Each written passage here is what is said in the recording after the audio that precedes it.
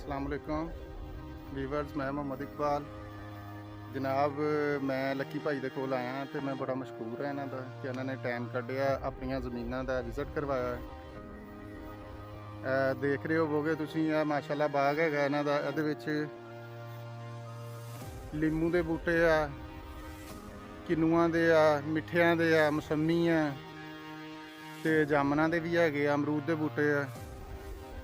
ਕੁਦਰਤ ਦੇ ਨਜ਼ਾਰੇ ਮਾਸ਼ਾਅੱਲਾ ਸ਼ਤੂਤ ਵੀ ਹੈਗੇ ਆ ਜੀ। ਇਹ ਦੇਖੋ ਸਾਹਮਣੇ ਬੂਟੇ, ਇਹ ਦੇਖੋ ਬੈਕ ਤੇ ਮੇਰੀ ਤੇ ਉੱਪਰ ਪਿੱਛੇ ਵੱਡੇ ਬੂਟੇ ਜਿਹੜੇ ਸ਼ਤੂਤ ਦੇ ਹੈਗੇ ਆ।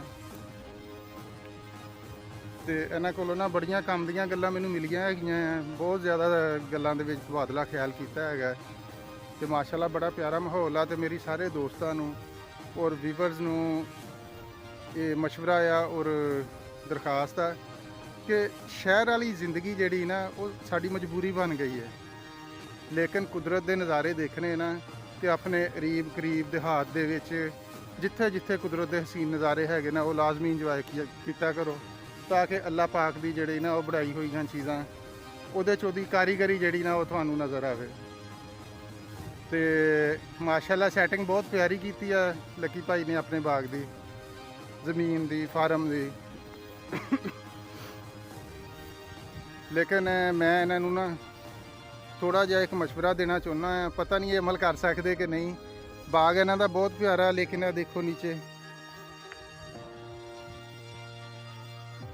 ਬੂਟਿਆਂ ਦੇ ਥੱਲੇ ਜਿਹੜੀ ਜਗ੍ਹਾ ਨਾ ਉਹ ਬਿਲਕੁਲ ਨਾ ਵਿਹਲੀ ਪਈ ਹੋਈ ਹੈਗੀ ਆ, ਜਿਹਦੇ ਤੋਂ ਅਸੀਂ ਬਹੁਤ ਜ਼ਿਆਦਾ ਫਾਇਦਾ ਹਾਸਲ ਕਰ ਸਕਦੇ ਹਾਂ। ਲੇਕਿਨ ਇਹਨਾਂ ਦੀ ਆਪਣੀ ਜਗ੍ਹਾ ਮਜਬੂਰੀ ਆ ਕਿ ਇਹਨਾਂ ਦੀ ਰਿਹਾਇਸ਼ ਜਿਹੜੀ ਨਾ ਉਹ ਹੈਗੀ ਆ ਸ਼ਹਿਰ ਦੇ ਵਿੱਚ, ਤੇ ਕਾਰੋਬਾਰ ਵੀ ਹੈਗਾ ਆ, ਤੇ ਉਧਰੋਂ ਟਾਈਮ ਕੱਢ ਕੇ ਇੱਧਰ ਆਉਣਾ ਬਹੁਤ ਮੁਸ਼ਕਲ ਹੋ ਜਾਂਦਾ ਹੈ। ਲੇਕਿਨ ਅਗਰ ਇਹ ਕੋਸ਼ਿਸ਼ ਕਰਨ ਤੇ ਇਹ ਜ਼ਮੀਨ ਜਿਹੜੀ ਆ ਇਹ ਸੋਨਾ ਉਗਲ ਸਕਦੀ ਆ। ਇੱਥੇ ਕੋਈ ਵੀ ਸਬਜ਼ੀ ਜਾਂ ਕਾਸ਼ਤਕਾਰੀ ਛੋਟੀ ਜਿਹੜੀ ਨਾ ਲੈਵਲ ਤੇ ਕੋਈ ਵੀ ਕੀਤੀ ਜਾ ਸਕਦੀ ਹੈ।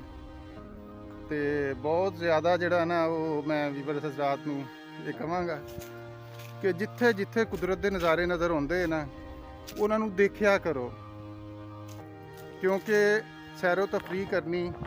ਭਾਈ ਜੀ, ਜੇਕਰ ਤੁਹਾਡਾ ਕੋਈ ਬੇਲੀ ਜਾਂ ਕੋਈ ਯਾਰ ਨਹੀਂ ਹੈ ਜਾਂ ਰਿਸ਼ਤੇਦਾਰ, ਕੋਈ ਤੁਹਾਡਾ ਰਿਸ਼ਤੇਦਾਰ ਜਾਂ ਯਾਰ ਬੇਲੀ ਜਾਂ ਨਹੀਂ ਹੈ ਕੋਈ ਤੁਹਾਡਾ ਗਾਉਂ ਦੇ ਵਿੱਚ, ਤੇ ਮੈਂ ਤੁਹਾਡਾ ਸਾਰਿਆਂ ਦਾ ਭਰਾ, ਯਾਰ, ਸੱਜਣ, ਬੇਲੀ ਸਭ ਕੁਝ ਹੈ। ਮੇਰੇ ਕੋ ਆਓ, ਆਣ ਕੇ ਚੱਕਰ ਲਾਓ, ਫਿਰੋ ਤੁਰੋ, ਘੁੰਮੋ, ਠੀਕ ਹੈ ਨਾ। ਆਣ ਕੇ ਫਿਰ ਤੁਰ ਕੇ ਆਪਣਾ ਇੰਜੋਏ ਕਰੋ, ਠੀਕ ਹੈ ਨਾ, ਕਿ ਮਾਹੌਲ ਦੇਖੋ। ਅਗਰ ਇੰਜੋਏਮੈਂਟ ਵਾਸਤੇ ਆਉਣਾ ਵਾ 2-4 ਘੰਟੇ ਤੁਹਾਡੇ ਕੋਲ ਨਹੀਂ ਹੈ ਕੋਈ ਜਗ੍ਹਾ, ਤੇ ਮੇਰੇ ਕੋ ਆ ਜਾਓ, ਅਤੇ ਫਿਰੋ ਤੁਰੋ, ਆਪਣੇ ਬਾਗ ਬੂਗ ਦੇ ਵਿੱਚ ਫਿਰੋ ਤੁਰੋ, ਆਪਣਾ ਇੰਜੋਏ ਕਰੋ, ਠੀਕ ਹੈ ਨਾ। ਅਤੇ ਥੋੜ੍ਹੀ ਜਿਹੀ ਆਕਸੀਜਨ ਵੀ ਬੰਦੇ ਨੂੰ ਚੰਗੀ ਲੈ ਲੈਣੀ ਚਾਹੀਦੀ ਆ, ਅੱਛੀ ਆਕਸੀਜਨ ਲਓ। ਅਤੇ ਮੈਂ ਤੁਹਾਡੇ ਨਾਲ ਫੁੱਲ ਤਾਵਨ ਕਰੂੰਗਾ। ਮੇਰੇ ਨਾਲ ਟਾਈਮ ਬਣਾ ਕੇ ਆ ਜਾ ਕਰੋ। ਮੈਂ ਤੁਹਾਡੇ ਸਾਰੇ ਭਰਾਵਾਂ ਵਾਸਤੇ ਹਾਜ਼ਰ ਹਾਂ। ਬਾਕੀ ਦੁਆਵਾਂ ਯਾਦ ਰੱਖਿਓ। ਬੜੀ ਮਿਹਰਬਾਨੀ। ਬਹੁਤ ਮਿਹਰਬਾਨੀ ਲੱਕੀ ਭਾਈ। ਅੱਲਾਹ ਹਾਫਿਜ਼।